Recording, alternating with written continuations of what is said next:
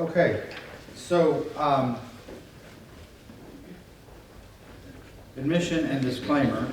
This class has been a real challenge for me, not just when I'm up here, but it brings out some things that frankly I've been lacking in, and especially the fact that what we're after in this class, learning to be disciples, and our three things we mention every time: being with Jesus, being like Jesus, and doing like Jesus.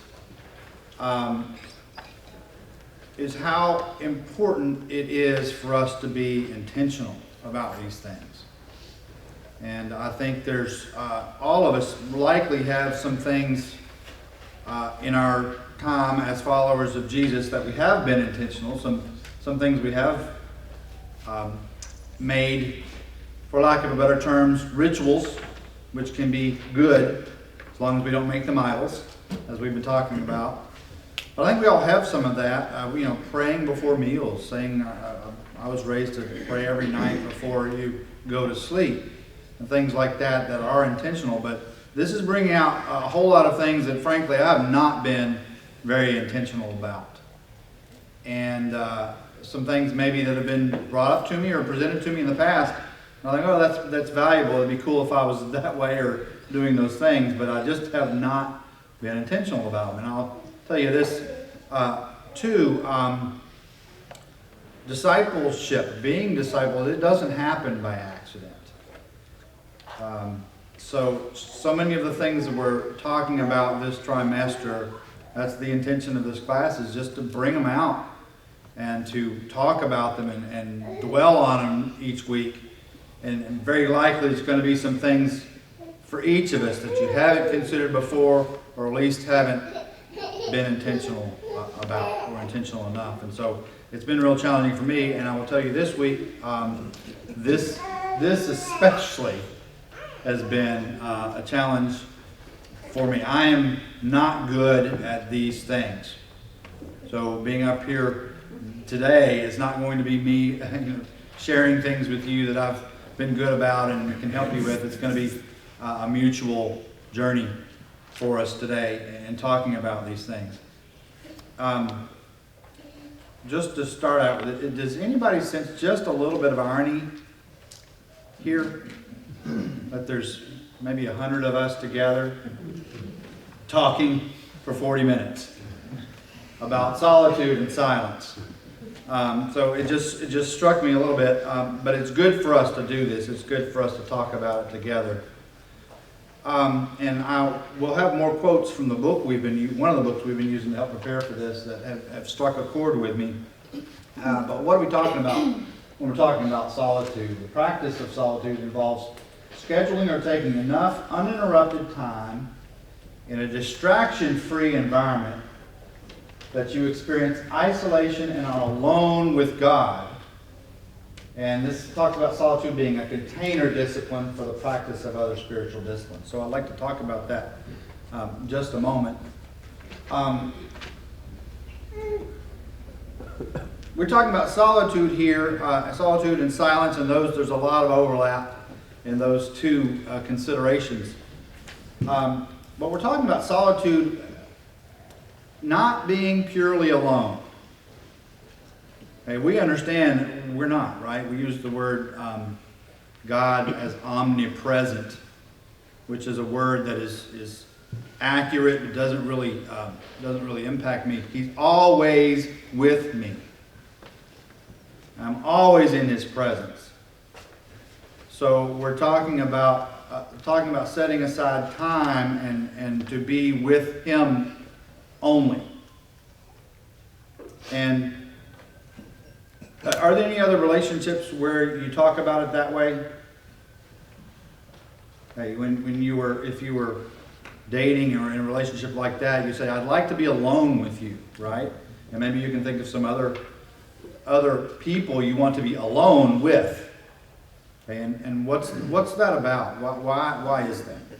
Why do you want to be alone with someone? Undivided attention. I'm sorry? Undivided attention. Undivided attention. It is that, yes. But why with Joe? I like him. Well, you like him, especially when you were first getting to know each other. Why did you want to be alone with I assume you did. Yeah. You get to know each other and develop a relationship. Exactly. Get to know each other and develop a relationship. Who else? Who else do you want to be alone with? Who else? For better intimacy. I'm sorry? For better intimacy. Better intimacy. Absolutely. Intimacy is a great word to use there. Maybe you can think about somebody you want to be alone with. It's not necessarily because you want to.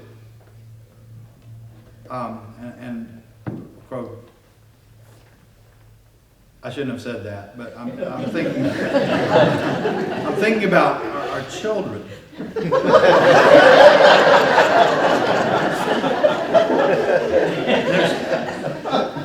So certainly there's times you would like to be with anybody else or just alone with yourself. But is it important, especially when they're young, for us to take? I always tried to, not always, but it's one of the things that my wife and I were intentional about time alone with each of our children, so that they could get to know us, we could get to know them and influence them. But time, it's solitude, but it's together with someone. And I can tell you now, my children are all grown. I love being with them. I still like to be with just one of them each from time to time. But it's beneficial in that it builds that relationship and it builds that intimacy that was mentioned. Well, and no one else is going to have that relationship either. That's what I keep thinking of. Whether it's spending dad and daughter time, or dad and son time, or husband and wife time. When you have those moments or those times together, no one else is going to have that same connection. And thought of it that way. So excellent. So exactly that relationship, your relationship with God and with Jesus, as we're talking about in this class, is going to be unlike anyone else's. And I firmly believe from his perspective that's true also. Yes, sir. It allows for focus, which I think can be focus in a good way, right? You want to grow in intimacy. And I think it can also be, you think of a parent-child, sometimes you need alone time to discipline them. And with God, we may need a long time to be disciplined, to receive instruction in an undistracted way, to say, oh yeah, that's, I needed to hear that, or I needed to understand that. And I think probably all of us here have experienced a time and a place where that could only happen in solitude. Okay, and we're going to talk about some qualities of solitude here. This, last week we talked about our spirit and what our spirit is and how it is, to some degree, our identity. It's that thing which lives on after our body dies, and it's our identity. At its core, one of the things it is our true identity. And so I like this quote. It says, "Who we are, our identity, when productivity and recognition by others fall away, and God is the only one watching us." Okay? And I'll just, one quick little question about that is, are you different in front of people, in front of other people? I think most of us can say to some degree we are. And I'm not saying that's a bad thing. I'm not talking about hypocrisy. I'm just saying when there's a lot of people around, you might have responsibilities, and you take on sometimes personas, or maybe even do things you're not comfortable with that really feel like it's not you, but you've got to do them. But we're different when we are alone, and when we are alone only with God. And kind of one of the red flags that comes across is we can feel agitated, scattered, and distracted. And these disconcerting feelings reveal how much of our identity is embedded in a false sense of self. Does that ring true? Have you ever been in a situation where you are by yourself and you're contemplating, and it makes you feel, I like the word agitated, is that? Yes, make you feel just agitated in some way. And why might that be? Why might that time of solitude where you're not having to be anything for anyone else, why might we experience those feelings? Thinking too much. Thinking too much? You know, it Overthinking? goes over and over and over in your head. Yeah. We're just forcing ourselves to face our flaws. Sometimes, you know, we don't want to think that we have flaws. We don't want to think that we have, you know, things that we need to fix in our lives. But when you take that moment of, you know, really self-discipline and sit and think about the things that you need to change in your life, it's not comfortable. It is not comfortable. It's different than when somebody says, here's what you're doing wrong, or here's what I think your problem is, even in a helpful way. That's very different than in moments alone by ourselves with God. We come to it ourselves. That self-realization sometimes can be a bit more, maybe a lot more impactful than just somebody telling us. Because sometimes when somebody tells us, what do we instantly do? We get defensive. Yeah, we push back, we reject it, say that can't be, and we may eventually come to accept that, especially when it's given in a constructive way. But when you come to that yourself, it's impactful. And so that's a lot of what we're talking about again in this class, right? Is taking the time to figure out in an intentional way what things are in our way, idols, to having the relationship with Jesus that we should be. And we're going to go through the next steps. A lot of what we've been talking about so far is removing what's in the way. And as Lawrence mentioned in one of those classes, we don't want to just sweep it free for worse things to come in. We want to start filling it back up with what should be there, and then build those relationships like God wants us to have with His Son. So again, a very important part of that journey is coming face to face and in solitude with God,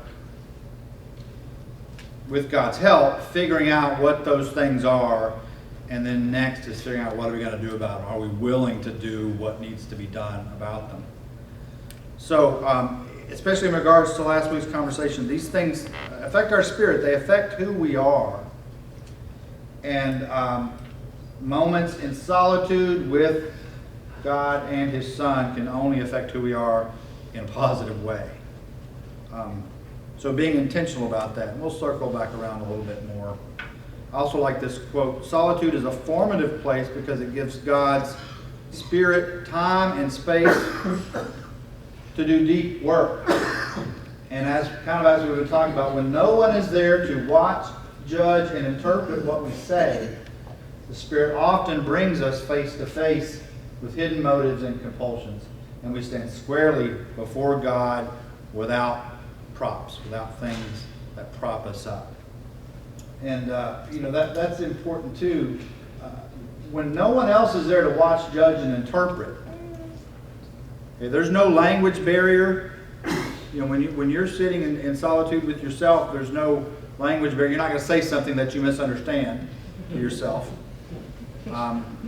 And maybe you have conversations where you're a little bit critical of yourself and maybe even hard on yourself. But there's no one else to do that, and it strips away all those barriers to getting to the place we want to be. And so, what happens when if we are honest enough to discover our hidden motives or compulsions? Have you ever been there? Have you ever been where you have this realization? Yeah. Especially if somebody's told you and you think about it later and see, that's true. When I really am like that or trying to be this thing I'm not. Again, that kind of self-realization or epiphany, if you want to say that, is usually not going to happen in a crowd. It may come to light in a crowd, but it's not going to really sink in and become deep until you're in solitude with yourself and with God. And even if you don't realize God's there, as we talked about last week, God works. He will do things He will send things our way. So we talked about that. We talked about it's alone, it's solitude, but it's alone with. It's spending quality time with the right spirits. Yes, ma'am.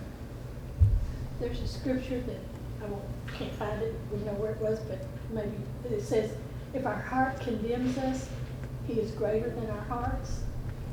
So I don't know where that is, but First John. God bless you. What was it again? Okay. 1 John 3. You want to read that?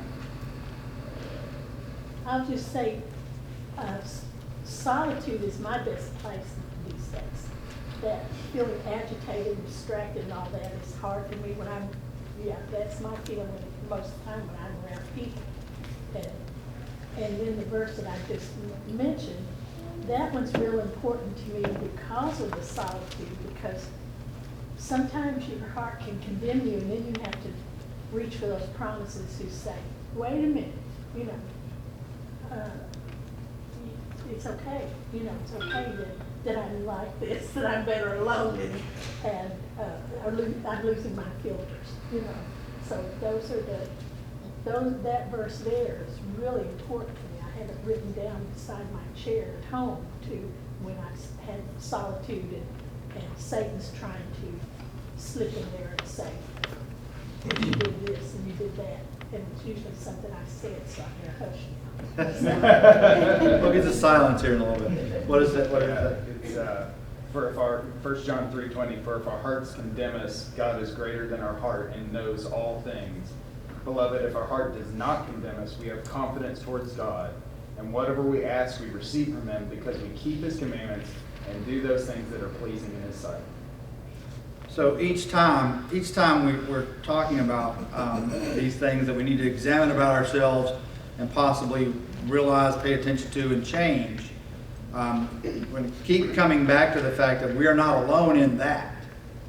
Again, the self-realization of some problem or idol you have, and the real danger of letting it sink you because it's your responsibility or trust in yourself to get through it. Not the case. It's time alone with God. Yeah, I'll echo Mary's thoughts. I think this is one of the most criminally underused passages in the New Testament, because it is most often in times that we're alone that our heart condemns us. But God is greater than our heart and knows all things. And I think that we're condemned. Like, there's a difference between condemns and what Richard was talking about. Like, there are times where we're alone and we need discipline and we realize that. There are other times when we're alone, like Judas was alone, and our heart condemns us, and it says God is greater than our heart. And so I think that's very important as an underlying foundation for all of this. If we take anything out of this one session, I'm good with that. I'm real good with that. Yes, sir. When you were mentioning the agitation we can feel, one of the things popped into my head was this war between the flesh and the spirit. And at times I'm more kind of attuned to it, I'm more sensitive to it maybe, but I think maybe that's part of why we have this agitation, especially in those alone moments, is because we sense that battle going on within us, and our hearts condemn us because of our flesh, but God, not only does He know all, but He specifically knows both my spirit and my flesh, because not only did He make them, but He also took both of those forms. And so being alone with Him, letting Him fight that battle for me, and putting Him in me so that that battle can be won, that's where I was thinking when you were talking about the agitation. Sure, absolutely. And speaking of God taking on human form, Jesus and solitude. It's one of those things you kind of know because most in here, you spent a lot of time in scriptures and classes like this, or on your own. But then when you in an intentional way start looking at how did Jesus feel about solitude, and you find out, okay, he was when you start looking at all the places where He went off by Himself and for all the reasons he did that. It's impactful. And so we'll go through some of those. Yes, ma'am. Going back to 1 John 3, it's been talking about love and the action of love and Jesus' action of love, and then verse 19 speaks directly to what we're talking about now. This then is how we know that we belong to the truth, and how we set our hearts at rest in his presence whenever our hearts condemn us. For God is greater than our hearts, and he knows everything. Yes. I'm going to take that. I know next week's topic, I believe, is about rest, Sabbath, and the like. Is that right? And so I'm looking forward to that. And so many of these topics are intertwined and go together in a beautiful way. So again, I'm so grateful for this this trimester. So God, who became flesh in Jesus, and I still am working through how could Jesus on the earth, but being God, how could he struggle with the same things that I did? And he did while he was here. So did Jesus need to prepare? Just questions that rattle. Did he have to prepare for his sermons? Did he? He's the one that wrote the book. He's the one, exactly. Knowing and other questions. So like when he talked with God, how did that go? I mean, his relationship with God is better and tighter than mine, and likely had a two-way component in a real way or in a way that I don't. But we find throughout his life, and especially during his ministry, and especially at the end of his time on the earth, when he was faced with dread, that he did this. He was intentional about this. The very beginning of his ministry. How did he start it? 40 days of solitude. And we know he was with more than just God during that time. He was faced with temptation. Full of the Holy Spirit, he left Jordan, was led by the Spirit into the wilderness, which denotes solitude, where for 40 days he was tempted by the devil. He ate nothing during those days, and at the end of them he was hungry. I love that statement. Of course, what goes on to happen after that and how he was tempted. But so Jesus chose solitude intentionally. And we're going to see it over and over for different reasons. Just for prayer. We see a lot of examples of that. Very early in the morning in Mark, very early in the morning while it was dark, Jesus got up, left the house, and went off to a solitary place where he prayed, where he went to talk with his Father. Now, we also know that Jesus, during his ministry, prayed with his disciples, and especially with the apostles, and did that together like we do. And there's significant value in that too. But when he went off, when he had something big coming his way, he went off and did it in solitude. I would say before momentous decisions. So here's another example. One of those days, Jesus went out to a mountainside to pray and spent the night praying to God. Again, there's another topic we could go down. Is his prayers were not. He was praying all night. Have you ever done that? I have. I've seen my father on his knees at night praying about me. And if you've ever had some huge thing, but praying all night, and I'm sure we're going to be talking about prayer in other times, but doing that in solitude and praying all night. And what was the result of this decision? When spent the night praying to God. When morning came, he called his disciples to him and chose 12 of them, whom he also designated as apostles. Big deal? picking the 12 who were going to be apostles. And we kind of think, well, he's Jesus. Did he deliberate about which ones? Did he? We're not told exactly what he prayed about. Did he pray about how am I going to set expectations for these men? How am I going to help them? The impact on their lives. How am I going to teach them? How am I going to disciple them? But he prayed all night about it and came and then did the task. Did I see a hand up?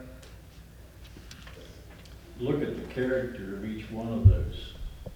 Of each of the apostles? That were all the really same? is striking to me that he prays all night before he selects them. And would I have chosen that kind of people? No. But he selected men who were just like me and everybody else, who had problems and weaknesses, and he lived with them for 3 years. We could talk an awful lot about that, Yes. those relationships and the journeys and the upside down kingdom and who he went to first and who he chose. So we're not just talking about praying here. We're talking about doing it in the solitude of different places and removing all those obstacles to the conversations, not just noise, but all the obstacles that we would take in and let interfere. And again, I want to tell you, I'm okay being by myself, but especially this last week or two, looking through this topic, I find out, I don't like it without, we're going to be talking about silence. I don't like it quiet. I like being by myself. Right now, my wife's out of town, and last night my son was out of town.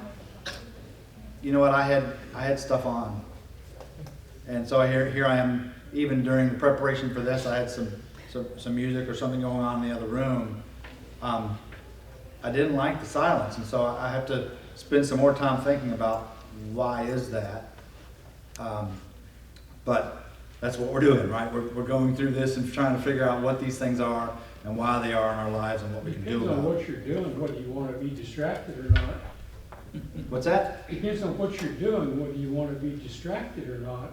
If you want it to be completely silent and you don't turn the radio on, you don't turn on the TV, you don't do any of those things. But if you want something to be comfortable with, then you turn the TV on or turn the radio on, listen to music or whatever. But when Jesus was praying to God, he was asking him about how to appoint these people as disciples. What type of men should I appoint?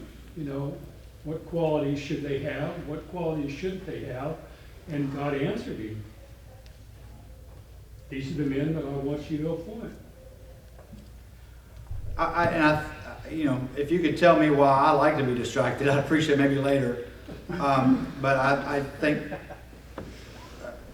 one of the things about that for me is maybe I'm not listening, or maybe I don't want to listen like I should, and so I have this other distraction going, maybe. But again, that's part of the journey and what you can come through with solitude and silence that you can't with those things present. What other times did Jesus pray? And we'll maybe go through some of these quickly.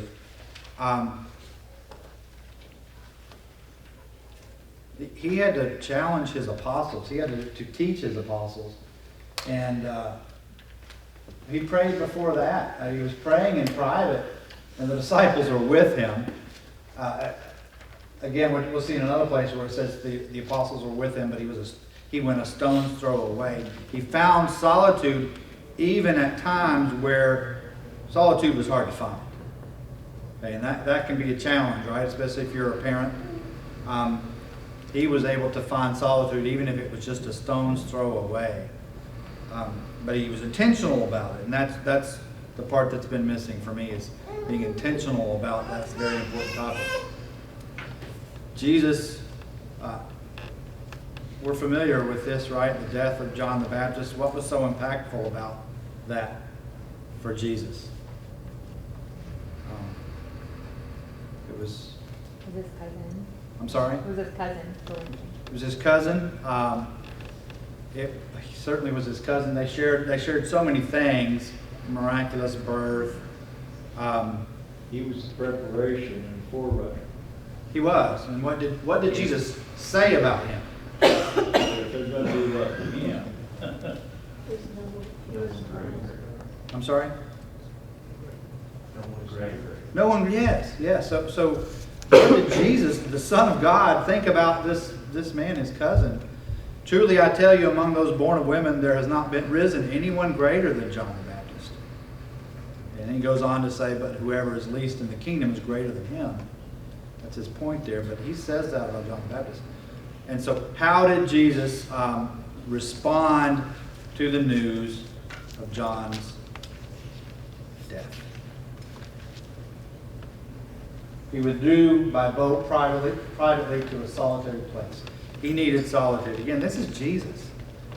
If Jesus, the Son of God, needs solitude, what is he, in all of these examples, what is he, I think, trying to get through to me? Okay, these are not happenstance, and they're not commands, but they're what Jesus himself did in these times. What is he trying to get through to me? Go be by yourself.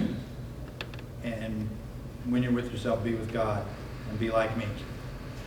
But I think the one just before that one shows he can actually do that with people with him. Yeah.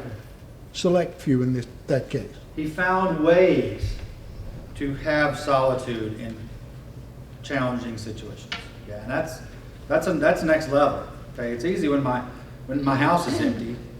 Okay, but what about when I need solitude at camp or any one of those things? Or at work. You ever been at work in an office and you just need to be by yourself for a little bit? Yeah. So how do you do that? That factors into the praying continuously. You know, we look at prayer as something we have to just have a certain beginning and certain ending, and I'm not sure that's what Paul was talking about. There's a continual attitude of dependence on the Lord that I begin the morning with, I continue throughout my day, just various times, thoughts, reminders, talking to the Lord. I might be surrounded with all kinds of people and problems, but I can in mind, I can go to my Father and ask Him for advice. And I think that's something that we all need to work on. I know I do. Well, continuous conversation, a continuous connection. You know, if we go, you know, if we end up out after this trimester or during it, if you end up being more like Jesus, being with Him more, hopefully what will come out of it is it's not a our Father in heaven, amen conversation. It's this constant being with Jesus, especially in solitude where it can be intense. But even when it's not, when we're out in the world, having that constant open conversation, presence of God in your spirit and as a part of your spirit. So many more examples we could talk about Jesus. You know, near the end of His time here. You know, when He was filled with anguish about what was about to happen, to the point where He prayed, if there's some other way to do this. He chose solitude to deal with that and to prepare for that. Again, what's that telling me about how I'm going to deal with these things? Obviously, solitude was a crucial part of Jesus' practice and His life, and did He intend for us to incorporate that into our lives? I'm convinced that He does. So when we're talking about solitude and silence, what are we talking about? Are we talking about just the absence of noise? Which I think physical noise, I think that's an important component, but what else are we talking about? Silence is here in this quote is a regenerative practice of attending and listening to God in quiet without interruption and noise. Silence provides freedom from speaking as well as listening to words or music. Okay? That freedom from speaking part. Okay? I'm thinking one of the most important components of silence is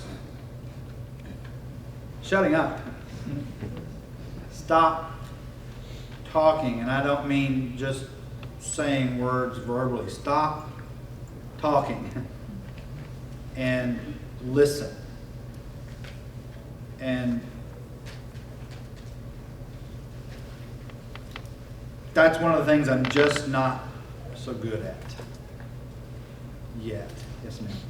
I think it's telling that as we've talked about solitude, we have talked a lot about prayer, because I think usually when we are by ourselves and trying to be intentionally spending time with Jesus, prayer is where we go.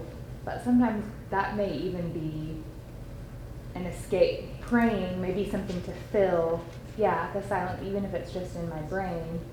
And I think sometimes we're afraid to even turn that off so that we can listen instead of doing all the talking. The thing that pops into my head is it's not natural. Maybe that's not right. Maybe it hasn't become part of our nature, or maybe not it's intrinsically part of our nature. It is something we have to be intentional about. So, we can talk about, and I will be talking about prayer during this whole thing, but what does that generally mean for us when we're praying? As you said, we're laying it out. Extremely important. Obviously, we can't discount, but when do we stop and listen? And how do we not only silence the things that are going on around us, but how do we silence the things that are going on in us? And that's a challenge. It just is a challenge. We're so busy, as we talked about already, trying to work things out on our own, and trying to. We feel the weight of our responsibility and our part of it. We just don't stop and listen, and we're not silent. Yes, son. To that point, remembering that God wants this too. It's not just that He wants to help us. He genuinely wants to talk to us. He wants to know how we are. He wants to be a part of our life in the same way that you want to be a part of my life, not to benefit me, almost to benefit you, because it works both ways.